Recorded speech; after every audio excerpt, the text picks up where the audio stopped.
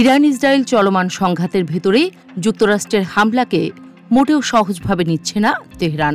আর তা বোঝা গেল ইরানের সুপ্রিম নেতা আয়াতুল্লাহ আলী খামেনির শীর্ষ সহযোগী আলী শামখানির এক কথায়। শামখানি সাফ জানিয়ে দিলেন, খেলা এখনও শেষ হয়নি, অর্থাৎ এখনও বেশ কিছু চমক মজুত রয়েছে ইরানের হাতে। যদিও ঠিক কী চমক তা নিয়ে মুখ খোলেননি শামখানি। নির্ধারিত সময়ে সেই চমক দেখাতে যেন বদ্ধপরিকর খামেনির সহযোগী। তবে কি সত্যি এবার পুরো বিশ্বকে পারমাণবিক অস্ত্রের চমক দেখাতে চলেছেন খামেনি শিষ্যরা? এমন সম্ভাবনাকে উড়িয়ে দেওয়ার কোনো সুযোগ নেই বলে মনে করছেন বিশ্লেষকরা। রবিবার যুক্তরাষ্ট্রের হামলার কয়েক ঘণ্টা পরই ইরানি বার্তা সংস্থা ফার্স নিউজকে এক সাক্ষাৎকারে একথা জানান খামেনির সহযোগী। তিনি বলেন, পারমাণবিক স্থাপনাগুলো সম্পূর্ণ ধ্বংস হয়ে গেছে, এমনটি ধরে নিলেও খেলা শেষ হয়নি। আর সত্যি যদি পরমাণু অস্ত্রই এবারের নতুন চমক হয়ে থাকে, তবে তা উড়িয়ে দেওয়ার কোনো সুযোগ নেই। অন্তত বিশ্লেষকরা তাই মনে করেন।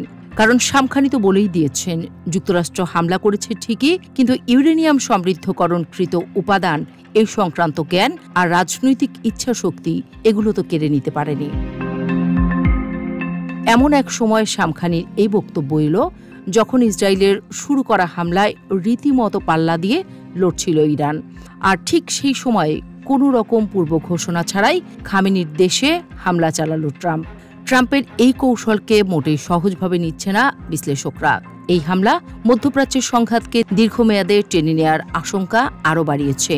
তেহরান এখন পাল্টা প্রতিশোধমূলক হামলায় নামতে পারে, বিশেষ করে ওই অঞ্চলে অবস্থানরত প্রায় 40,000 মার্কিন সেনা ঘাঁটির উপর আঘাত হানতে পারে।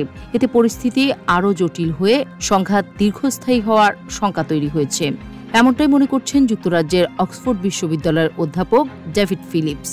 আর এই হামলার কারণেই ইরান পরমাণু অস্ত্র তৈরিতে আরও উঠে পড়ে লাগবে বলেও শঙ্কা প্রকাশ করেন বিশ্লেষকরা।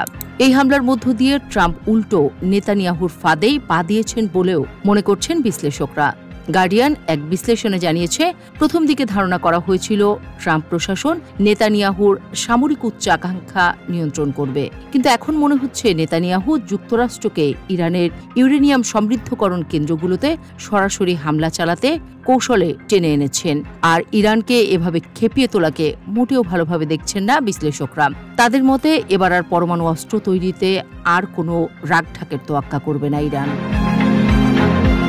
যুক্তরাষ্ট্র 3টি পারমাণবিক স্থাপনায় হামলা চালানোর বিষয়টি স্বীকার করলেও হামলায় গুরুতর কোনো ক্ষয়ক্ষতি হয়নি বলে দাবি তেহরানের। তাদের দাবি, যুক্তরাষ্ট্রের এমন হামলার আশঙ্কা থেকে স্থাপনাগুলো অনেক আগেই খালি করে ফেলা হয়েছিল, ফলে বড় ধরনের ক্ষতি এড়ানো গেছে। আর যেহেতু তেমন কোনো ক্ষয়ক্ষতি করতে পারেনি যুক্তরাষ্ট্রের হামলা, ফলে প্রকাশ্যে পারমাণবিক কর্মসূচি চালিয়ে যেতে ইরানের আর কোনো বাধা রইল না বলেই মনে করছেন বিশ্লেষকরা।